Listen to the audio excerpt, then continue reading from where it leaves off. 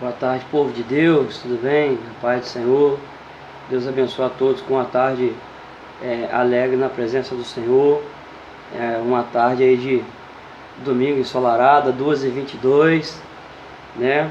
O Senhor até aqui tem nos ajudado, até aqui o Senhor tem nos orientado, nos dado condições de estar na presença dEle, né? De estar exaltando o nome dEle, né? Tem nos dado tempo para nós estarmos fazendo essa transmissão, né? E estar meditando na palavra do Senhor, né? Se porventura tiver alguém que pode nos ajudar aí, né? Compartilhando esta transmissão, estar comentando, tá? Fica à vontade para ver interação, para que a gente não fique aqui, né? Falando sozinho, porque nós não somos donos da verdade, a verdade é a palavra, amém? Vamos aguardando o pessoal ir chegando aí. O pessoal vai chegando aí, vai sendo notificado, né, dessa transmissão. Marcamos para 2h30, tá? E o Facebook, né, o YouTube tem um tempo para notificar aí as pessoas que foram convidadas por mim via Messenger, né? Fazendo aí a capa da transmissão aí no Facebook, e ele leva um tempinho para que as pessoas sejam notificadas, né? E tem que aguardar um pouquinho, né? Que nós possamos haver uma participação. Em nome de Jesus. E assim que as pessoas forem notificadas, estiverem aí entrando, participando, nós vamos fazer menção da palavra do Senhor em nome de Jesus.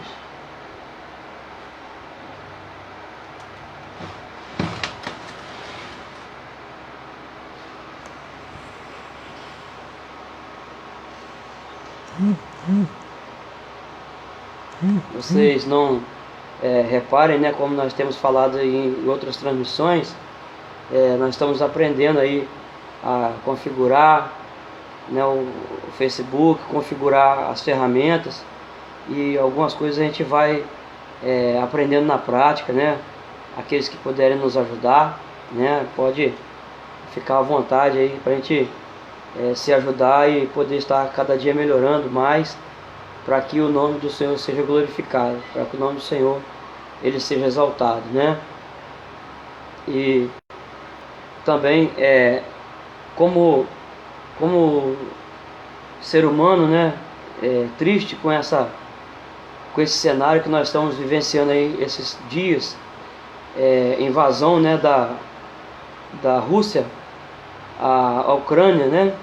a covardia que está sendo feita, está sendo operada, né, por esse país que é uma potência também na área militar, né? Sabemos que eles são uma potência econômica, são uma potência militarmente falando, um dos exércitos poderosos aí que tem se levantado no meio militar, né? Economicamente, vários navios, vários tanques de guerra, vários aviões de caça, né? Nós vemos a supremacia militar deles há um tempo,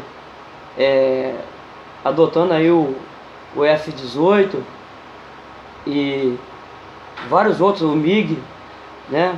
MiG-22, vários outros potentes aviões de guerra que não só que eles construíram, mas que ele tem no seu arsenal, né? Essas armas de guerra, e eles têm o poderio militar elevado, né? Os lança-mísseis.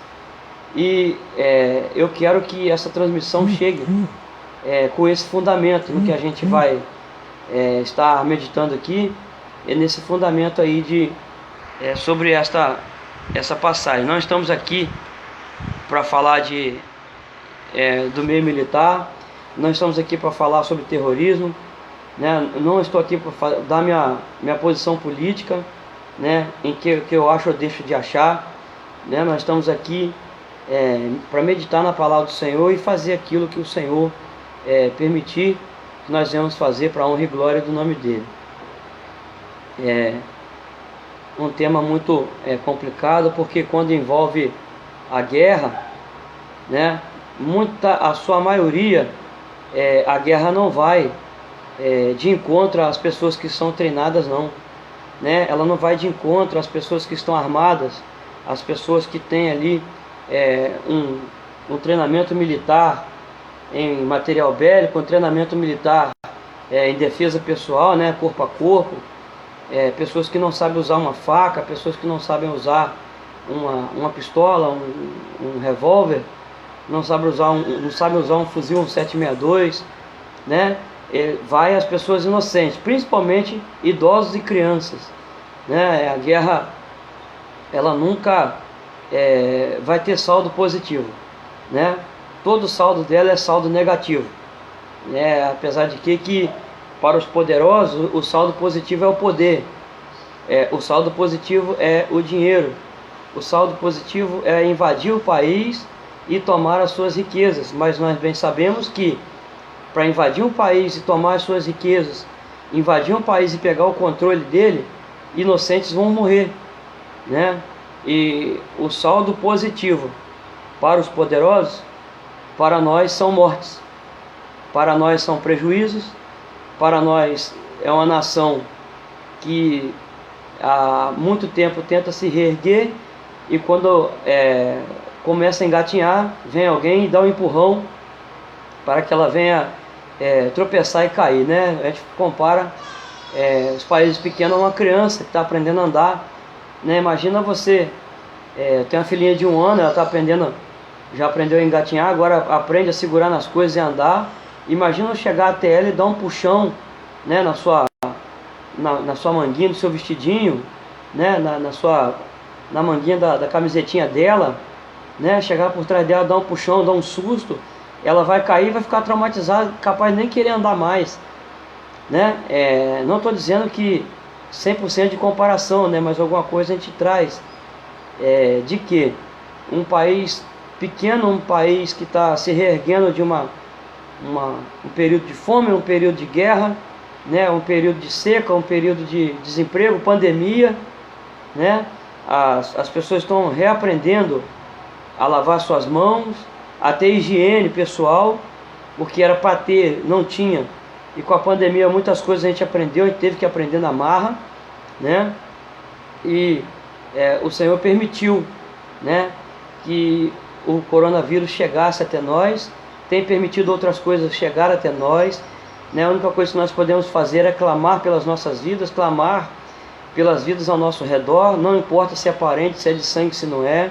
Não estamos em tempo de festa, nós não estamos em tempo de festa, né? As nossas igrejas, sim, festejar pelas almas que estão se rendendo ao Senhor, festejar, né, pela nossa, em Cristo, a nossa vitória, o povo de Deus estar vencendo, né? Mas nós não estamos em tempo de reunir, de celebrar, fazer celebrações, né? Nós não estamos em tempo, não, até porque pessoas que pegaram o coronavírus e foram curados, né?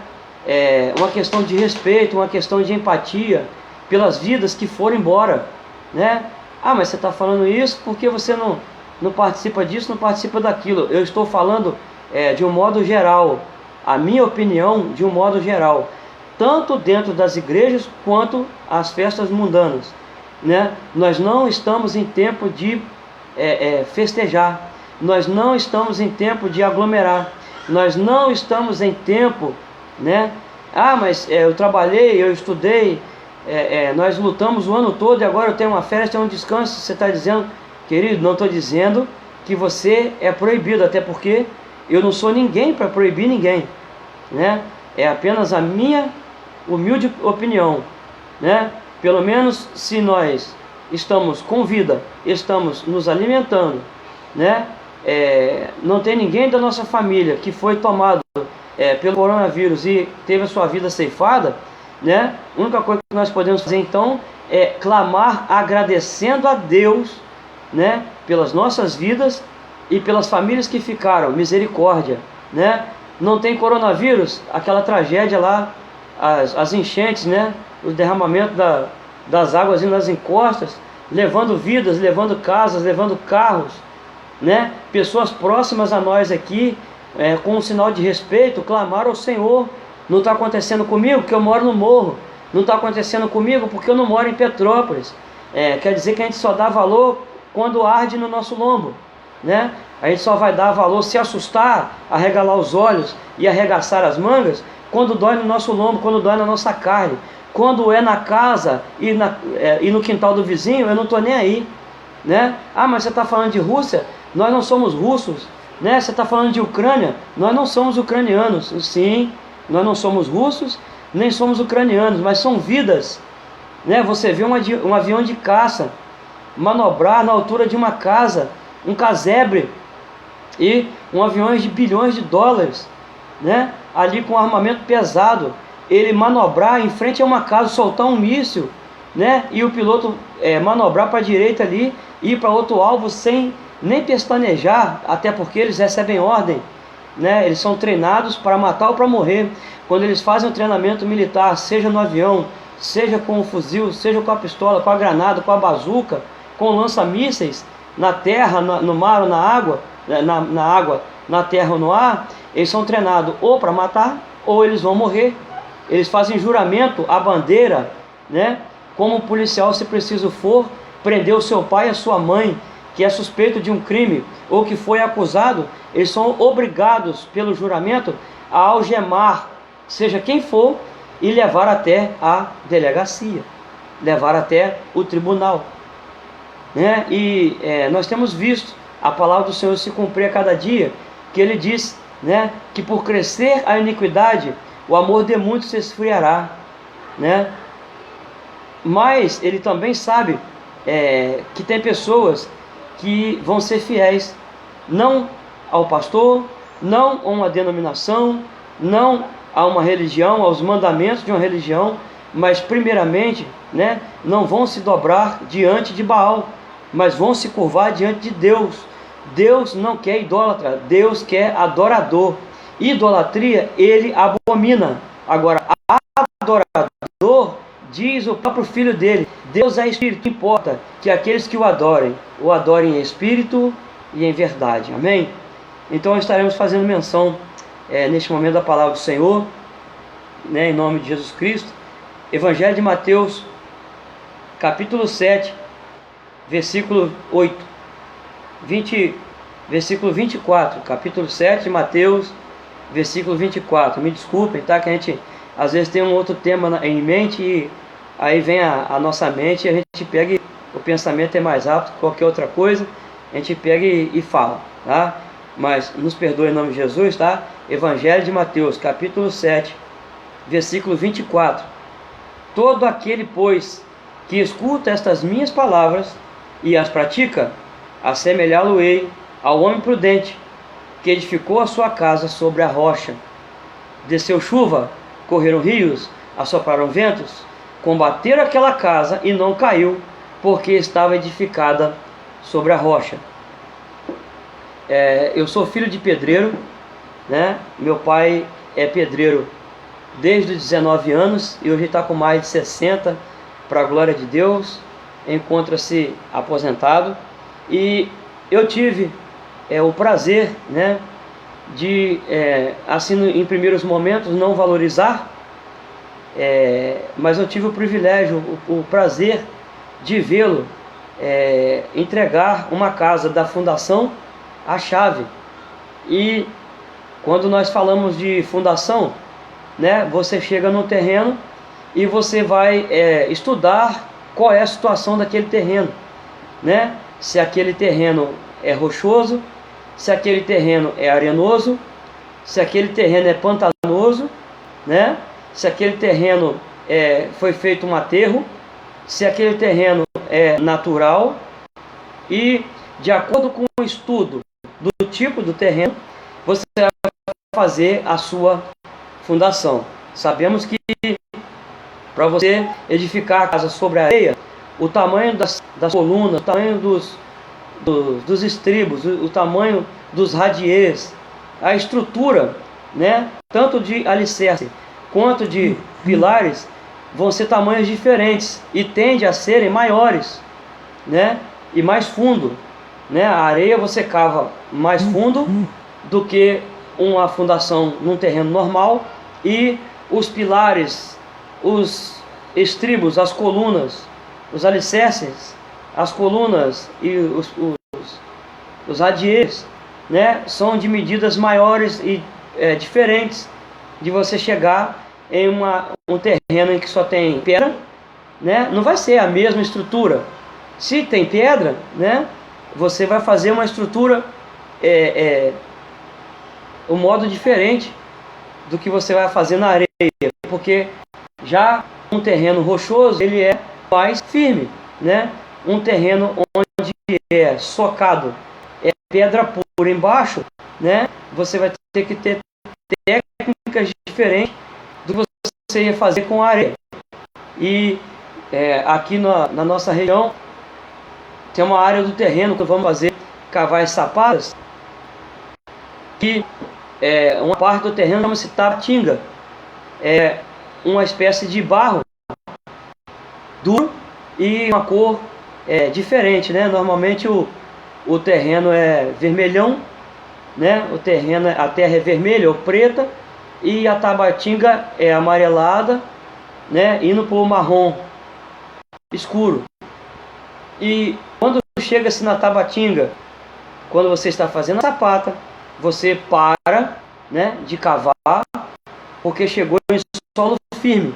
E muitas das vezes, por ser, né, um lugar fundo, o lugar que você está fazendo a sapata vai começar a encher de água. Aí o que você vai fazer? Você vai drenar essa água, e vai chegar um momento que, dependendo do terreno, não vai parar de minar a água. Você vai ter que estar com o seu concreto já misturado, o cimento com a areia e a brita, né? Posteriormente colocada a brita. Depois, nessa mistura do cimento com a areia, mistura-se a brita e joga-se no fundo da sapata o concreto seco, que quando o concreto seco bater na água, né, esse concreto vai sugar essa água, e a água vai parar de minar, e a sapata vai ficar com o seu fundo ali sólido, né, estruturado.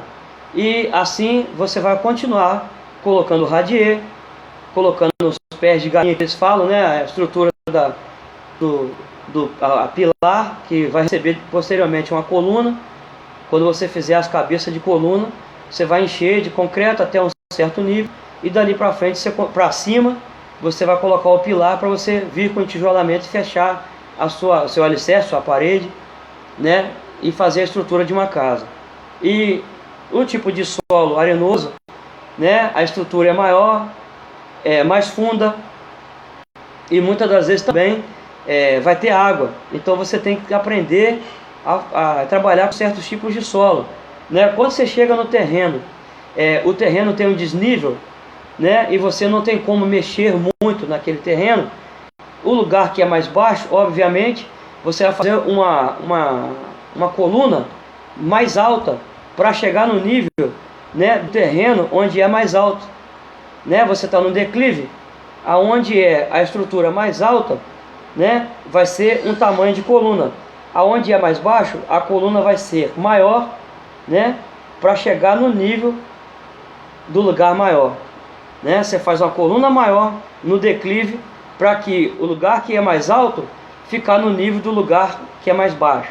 Isso tudo aí é matemática, isso tudo é engenharia, isso tudo aí é projeto, né? Isso tudo aí são estudos, são cálculos que são feitos, né? Quando você vai fazer o concreto, você vai saber se é o concreto a medida do cimento, a medida da pedra e a medida da areia, né? Você não sai medindo de qualquer maneira o cimento, nem a pedra, nem a areia, para o cimento não ficar empedrado, o concreto não ficar empedrado e ficar sem cimento e sem areia, ficar pedra pura, o concreto ficar arenoso, né? Sobrar pedra, sobrar cimento e faltar areia, ou sobrar areia, ou tem muito cimento e faltou a brita e faltou areia, né? Existe um traço, né? Se são 2 por 1, né? 2 de areia, 1 de cimento. Se tem a brita, tem a medida da brita também, para a brita não ficar sobrando no cimento, ficar o concreto, né? Não é cimento, o concreto empedrado, né? Que venha ter uma nata, venha ter uma goma de concreto, de cimento, né? Com a água, e ali não fique muita pedra.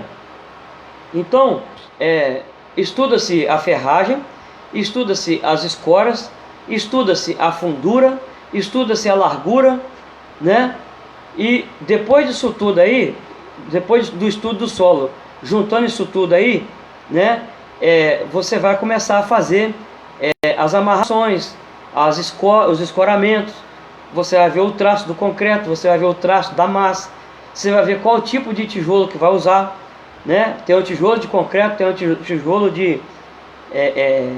tijolo de cimento, melhor dizendo, e o tijolo de argila, né? Que é o vermelhinho que a gente conhece aí, o de cerâmica, o 20 por 20, o 20 por 30. Normalmente o 20 por 20 é usado em cantos de parede para estar fechando a prumada, né? Para estar servindo ali de escora para a tábua, para estar fazendo a cheia das colunas, né? E o 20 por 30 é para fechar as paredes, né? Então a medida da massa é uma, a medida do embolso é uma, né? A farofa por piso, quando você for fazer o contrapiso, a medida da farofa do piso é uma, a medida para fazer o embolso é outra.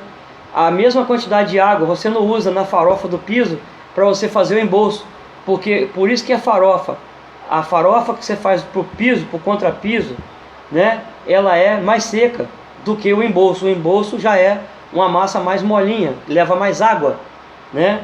Então, o que nós podemos aprender trazendo para a palavra do Senhor? Jesus Cristo estava dando um ensinamento, né? Ele estava falando algo que antes, versículos anteriores, Jesus ensina sobre o fruto na vida das pessoas, né? E antes ele ensinava as pessoas a orar, a buscar, a pedir, né? E bater. Pede, né? E se dará. Bate e abrir-se-vos-á. Busca e encontrarás, né? Então, em meio a todo esse ensinamento, ele vem trazendo aqui essa reflexão, esse apontamento, essa visão, para que nós possamos ter essa visão de que aquele que ouve as minhas palavras, disse ele, e as pratica, né? O que acontece? A palavra do Senhor é o alicerce, né? A palavra do Senhor é o alicerce. E qual é o tipo de solo que nós vamos semear esse alicerce, essa palavra, essa semente, né? Vários tipos de solo são vários tipos de coração, né? Tem o coração arenoso, tem o coração que é rocha, tem o coração que é pantanoso, né? Coração enganoso, coração cheio de vaidade. Aí, como está falando de estrutura, né? Eu não quero que você seja um coração mole, né? Para Deus fazer a obra, o seu coração, né? Para o alicerce, tem que ser um alicerce rochoso, um alicerce firme. Porque Jesus falou: assemelhá-lo-ei ao homem prudente que edificou a sua casa sobre a rocha. Aonde nós temos edificado a nossa casa, né? Casa quer dizer nossa vida, quer dizer nosso corpo, quer dizer nossa alma, quer dizer nosso pensamento, quer dizer nosso casamento, nossa vida espiritual, nosso ministério, né? Onde nós temos colocado a nossa confiança? Será que nós temos confiado no cavalo? Será que nós temos confiado nos cavaleiros, nos carros de guerra?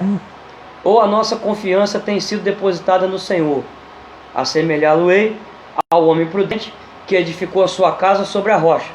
Veio água, veio vento, veio enchente, vem tempestade, vem afronta, vem inveja, vem calúnia, vem difamação, vem a mentira, vem a discórdia, a contenda, né? Mas nada abala a estrutura desta casa feita sobre a rocha.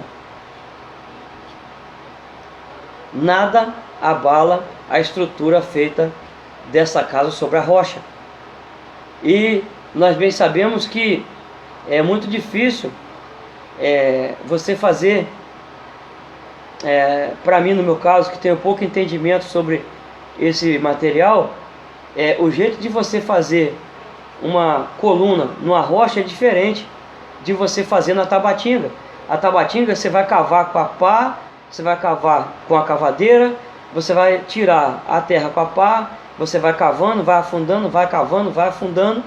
E na rocha, pelo que eu já ouvi falar, né, você vem com o martelete e fura os buracos onde vai entrar as varas de ferro, vão entrar as varas de ferro, para que possam ter as pontas, né, à espera de outra estrutura que vai vir para continuar aquela estrutura que vai ficar ali no prumo, no alinhamento, no esquadro, na medida, né? Porque uma estrutura fora do prumo, ela vai resultar, quando não cai, quando a casa não vem ao chão, porque ela está fora do prumo, ela não está, né, retinha, ela está para um lado ou para o outro, né? Quando a obra não cai no chão, ou mata alguém, ou tira a vida de alguém, uma estrutura que começa fora do prumo, fora do esquadro, fora do alinhamento, fisicamente falando, materialmente falando,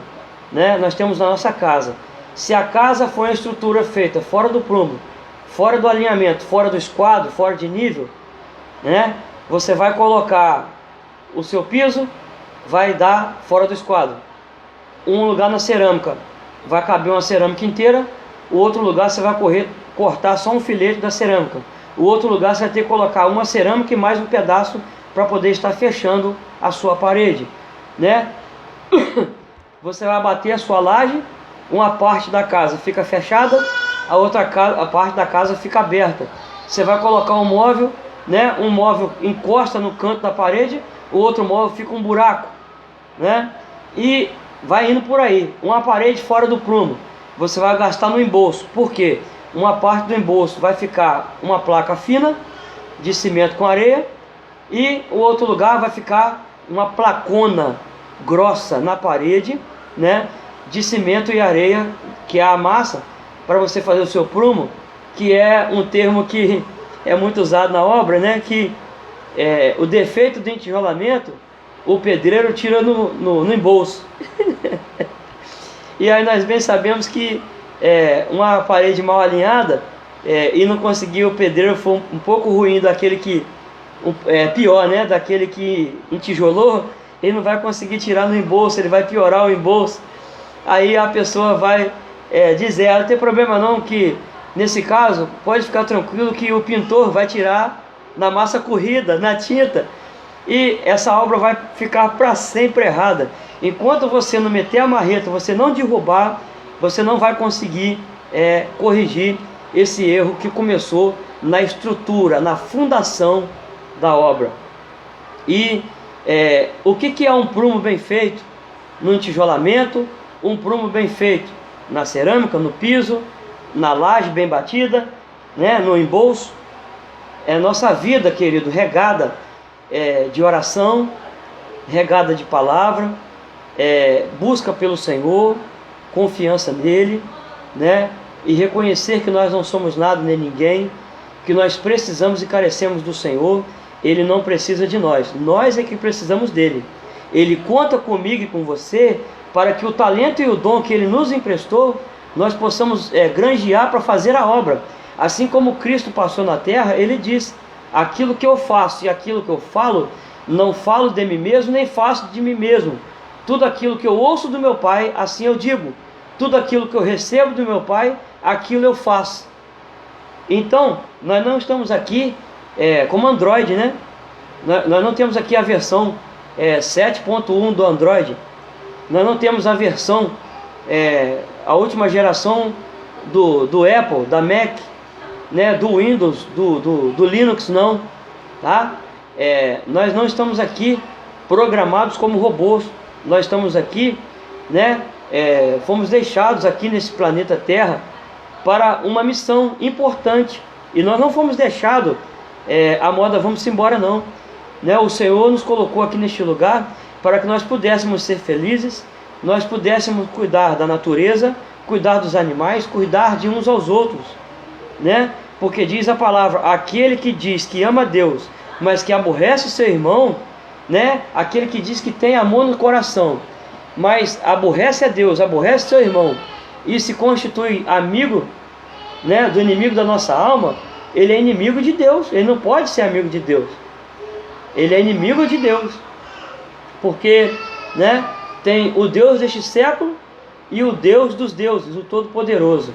O Deus deste século, ele sabe, como foi tratado na lição da escola dominical de hoje na nossa igreja, né? Ali falavam para a classe de adolescentes que sobre Satanás, sobre o adversário, sobre o acusador, o diabo, o inimigo das nossas almas, o inimigo de Deus, o antideus, né? O inimigo de Cristo, que ainda vai se manifestar, que é o anticristo, né? E o inimigo do Espírito Santo, que é o anti-espírito, né? A antiprofecia, que não quer que a profecia da parte de Deus venha ser mencionada nem cumprida, para que Deus passe por mentiroso. Nós sabemos que o Deus desse século é o pai da mentira, né? Nosso Deus é o Todo-Poderoso, né? E falo nosso, nós que clamamos e confiamos no sangue e no sacrifício que o Filho dele fez, através da permissão dele, do amor dele e da misericórdia, porque Deus amou o mundo de tal maneira que enviou seu Filho unigênito, para que todo aquele que nele crê não pereça, mas que tenha a vida eterna. Deus não escolheu raça, Deus não escolheu cor, Deus não escolheu posição social, Deus não escolheu soldado, Deus não escolheu doutor, Deus não escolheu lavrador. Ele escolheu a todos. A salvação é de graça a todos. Agora, nem todos vão responder a esse convite para a salvação. A salvação, ela é individual, ela é de graça, mas depende da minha e da sua decisão, da minha e da sua posição. Quando nós vamos à casa do Senhor e, como foi feito com a minha vida, fomos alcançados pela palavra, o Senhor nos alcança com a sua misericórdia, com a sua palavra. Tem pessoas que estão pregando a sua palavra com veracidade, pessoas usadas por Deus para nos orientar. Nós abrimos o coração e confessamos a Cristo como nosso Senhor, único e suficiente Salvador. Nós não precisamos de mais ninguém, né? Nós não precisamos de mais nome nenhum, sem que seja o nome de Cristo, né? Porque Ele é o único, porque Ele mesmo diz: eu sou o caminho, eu sou a verdade, eu sou a vida. Ou seja, se Ele é o caminho, para que eu vou procurar alguém? Se Ele é a verdade, para que eu vou procurar essa verdade em outra pessoa, em outro alguém, né? Em outro ser? Se Ele é a vida, para que eu vou perder o meu tempo com outras coisas que não vão trazer vida, que não seja Ele? Eu sou o caminho, eu sou a verdade, eu sou a vida, disse Jesus. E ninguém, não foi eu, não foi a Bíblia, né? Foi o próprio Jesus Cristo, está registrado na palavra de Deus, que Ele disse. E se Ele disse, tinha alguém lá para escutar e deixar registrado, né? Ninguém vem ao Pai a não ser por mim, né? Vinde a mim, todos que estáis cansados e sobrecarregados, que eu vos aliviarei, né? Aprendei de mim, que sou manso e humilde de coração, né? Aprendei de mim, né? Meu jugo é suave e meu fardo é leve. Ou seja, lançai sobre mim toda a vossa ansiedade, né? Nós estamos ansiosos com o que nessa tarde? Qual é a sua preocupação nessa tarde? Né? É de guerra? É de rumores de guerra? É de fome? É da peste? É da enfermidade? É da perseguição? É da calúnia? Da difamação? Do disse-me-disse? Da contenda? Da discórdia? Família desestruturada, né? Famílias em que um membro está numa parte, o outro está na outra, estão cada um no seu canto.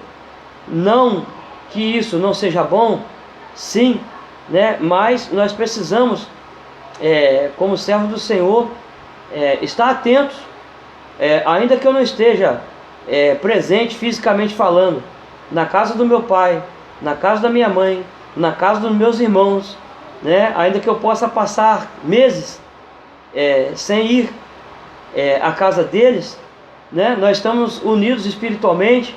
Nós temos Facebook, nós temos WhatsApp, nós temos Instagram, que antes as pessoas não tinham as redes sociais para se comunicar, e nós temos visto aí que as redes sociais têm mais afastado e deixado pessoas ignorantes, ignorantes sim, de temperamento, ignorantes por falta de informação, né? Porque fazemos essa transmissão. Se você tiver parentes lá no Japão, né? Você enviar essa transmissão, compartilhar essa transmissão, daqui a 5 segundos, né? Eu estar encerrando aqui essa transmissão, eles vão estar assistindo lá na íntegra, em tempo real, né? Porque a velocidade de transmissão, o poder, né, de eu estar falando em português e ter um robô, ter um sistema que vai transliterar, que vai traduzir, né, o meu idioma para o idioma em que essa transmissão chegar, o mandarim, o espanhol, o catalão, o alemão, o italiano. Eu nunca fui na Alemanha, eu nunca fui na Itália, eu não sei como falar alemão, falar em italiano, eu não sei francês, em inglês, né? Mas eu estou aqui falando com vocês, fazendo essa transmissão, e esse vídeo pode chegar lá do outro lado, traduzido para o alemão, traduzido para o italiano, e assim, né, o nome do Senhor ser glorificado, o nome do Senhor ser exaltado. Que nós possamos, né, buscar a face do Senhor, né? Não vamos pôr a nossa confiança em presidente, não vamos pôr a nossa confiança no secretário de segurança, não vamos pôr a nossa confiança no patrão, na esposa, no pastor, né? Em ninguém, entre aspas. Por quê? Porque nós precisamos, como seres humanos, sim, confiar em alguém, né? Não ser desconfiado não, mas eu estou falando de entrega total. Vamos fazer a nossa entrega total, assim como fez Abel e não Caim, né? Porque Deus não aceitou a oferta de Caim, não é porque estava podre, não é porque estava murcho, não é porque o dele era fruto, de Caim era animal, não é por causa disso. Porque Abel, no caso, matou um animal, derramou sangue, levou ali o sacrifício, e Caim levou fruto. Não tem nada a ver isso. O que tem a ver é o que estava podre dentro do coração, tá? Outra coisa que nós erramos muito facilmente, Deus não vê a minha aparência, Deus não vê a minha veste, Deus não quer saber de mais nada a não ser o meu coração. Não é bem assim não, né? Ele começa a trabalhar na nossa vida, Ele começa a trabalhar no nosso coração, Ele começa a trabalhar na nossa mente. É um processo em que a obra dele vai sendo feita, o nome dele sendo glorificado, e a maneira que eu vou querendo essa transformação, Ele transforma minha mente, o meu corpo, o meu espírito, o meu jeito de pensar, o meu jeito de ver, o meu jeito de ouvir, o meu jeito de falar. Aonde a minha mão tocava e não era para a glória de Deus, hoje vai ser para a glória de Deus. Aonde os meus pés pisavam que não era para a glória de Deus, agora os meus pés vão fazer aquilo que é para a glória de Deus. O meu jeito de vestir como homem, falando, não era para agradar a Deus, ele vai mudar o meu jeito de vestir, o meu jeito de pensar, o meu jeito de ouvir, o meu jeito de falar, a palma da mão e a planta dos pés, né? Ele vai dizendo a sua palavra pela boca do próprio Senhor Jesus Cristo: eis que faço novas todas as coisas, né? As coisas velhas se passaram, eis que tudo se fez novo. Mas tem um antes aí: tem que estar em Cristo. Aqueles que estão em Cristo, nova criatura é. As coisas velhas se passaram, eis que tudo se fez novo, né? O velho vinho, o fermento que fazia mal, né? Aquela pessoa que era muito rígida, que queria viver debaixo da lei e levar a lei para os outros, e levar para os outros também o juízo à base do chicote. Ele agora vai ter que aprender a ser perseguido, vai aprender a ser humilhado. Lembra de Saulo de Tarso? O Saulo diferente de Paulo, né? O Saulo era doutor da lei, ele era fariseu e foi ensinado por um homem muito competente e respeitado, né? E ele perseguia e matava crente. E chegou um momento em que ele teve encontro com o nosso Senhor e Salvador Jesus Cristo, e agora de Saulo de Tarso ele passou a chamar-se Paulo. O Saulo matador, o Saulo fariseu, o Saulo perseguidor passou a correr risco de vida por causa da palavra de Deus. Amém?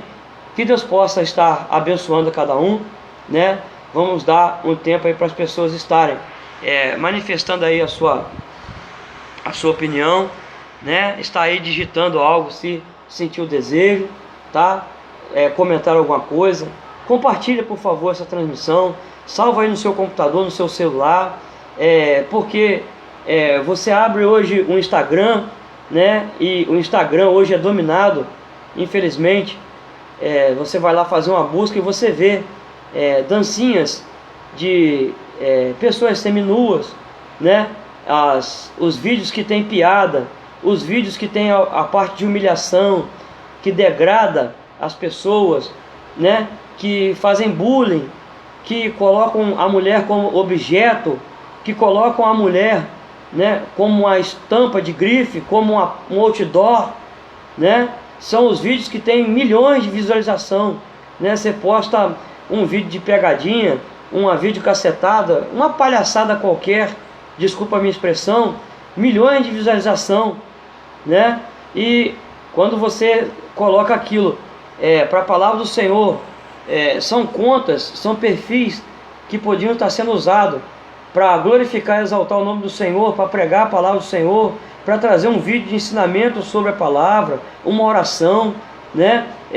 Um ensinamento, trazer um post, fazer um carrossel no Instagram da palavra do Senhor. No livro de Gênesis, capítulo tal, versículo tal, diz assim, né? E essa referência vai lá falar em Mateus, em Marcos, Lucas e João, né? Fazer um carrossel, fazer um vídeo aí, né, de dancinha, né? A dança do quadril aí, mostrar as suas partes íntimas, né? Nas duas peças, na sunga, né? Na praia, na piscina, não. Você valorizar a sua vida, você respeitar o teu corpo, né? e aproveitar a sua rede social para que ela seja canal de bênção, para que ela seja um canal de transmissão da palavra, aonde nós não pudermos ir, a nossa voz, o vídeo, o áudio está chegando e as vidas vão ser impactadas. Pessoas perdendo o seu tempo aí por um like, perdendo o seu tempo por compartilhamentos, né? Haja vista que hoje tem pessoas que medem o seu sucesso na rede social pela quantidade de seguidor, né? Pela quantidade de likes, pela quantidade de comentários. Isso aí tudo, querido, só é bom para o Facebook, para as métricas do Facebook, né? Como os gurus dizem aí, né? As métricas, o Facebook Ads, né? Para o Google Ads, para o YouTube, né? Para o TikTok, para o Instagram, para o Twitch, para o Twitter, para o Pinterest, né? Isso aí são só redes sociais que são baseadas em tempo. Quanto mais você fica agarrado nelas, mais tempo você fica com elas, né? Mais a sua chance de ter engajamento, de ter views, de ter like, de ter curtidinha, de ter contatinhos, de ter compartilhamentos, né? E nós não estamos preocupados aqui em quantidade, nós estamos preocupados aqui com a qualidade, não só de transmissão, não só se está chegando até vocês essa transmissão, a palavra de Deus, não só isso, mas nós estamos preocupados se Deus está recebendo o nosso louvor e a nossa adoração, tá? Que Deus possa estar abençoando a cada um, né? Estaremos fazendo aí outras transmissões, estaremos anunciando para que pessoas possam estar participando e glorificando o nome do Senhor, tá? Muito obrigado, bom final de tarde, bom culto logo mais, bons momentos de adoração na sua casa. O culto começa em casa, amém? Né? O culto não começa no templo não, tá? Tem pessoas que a casa está na areia, quer medir a temperatura do culto, se está tendo reteté, pula, revela, profetiza, o tantão, reco, pandeiro. Tem pessoas que acabou-se o playback, acabou-se o toque do pandeiro, não tem mais reteté, não tem pula, senta, né? Como se o Espírito Santo tivesse saído dela, né? Isso não chama avivamento não, querido, né? Muitas situações e que isso aí é mover do Espírito Santo, mas tem muitas coisas sim que são mover da vontade humana, né? E pessoas querem medir a temperatura do culto, se tem gente revelando, se tem gente profetizando, se tem canela de fogo, se tem o reteté, se tem o pula-pula, se tem o arrebatamento de sentidos. Isso aí não é temperatura de culto. Muitas das vezes está servindo de escândalo para as pessoas que chegam até nós, nos nossos templos, com fome e com sede de ouvir a palavra e sentir a presença do Deus que nós pregamos.